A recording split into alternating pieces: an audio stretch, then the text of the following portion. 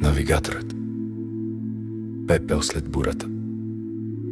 Погледът, който не съди, има очи, които не питат какво си направил, а питат как се държиш още. Има поглед, в който не търсиш присъда, а малък заслон, където най-накрая можеш да си човек. Не образ, не поза, не обяснение. Аз съм виждал такива очи. Не често, понякога само в огледалото, още порядко, в друг човек, който сам е минал през ада и не пита защо си паднал, а колко пъти си се изправил.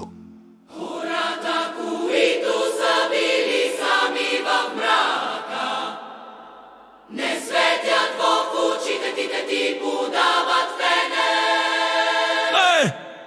Този свят обича етикети, нарича те проблемен. Ако страдаш, нестабилен, ако плачеш, слаб, ако искаш прегръдка, а после се чудиш защо толкова от нас избират да мълчат или да си отидат завинаги. Но онзи поглед, онзи рядък тих, разбираш, поглед не те реже, той не те изравнява с земята. Той просто те вижда такъв какъвто си, без да иска да те променя, без да брои грешките ти, без да ти мери стойността в успехи. Има хора, в чието присъствие самотата ти спира да крещи. Ако си срещнал такъв човек, дръж го. Ако не, махни го.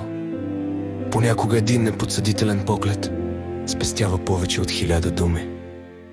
И когато света е шумен, а сърцето ти плаче,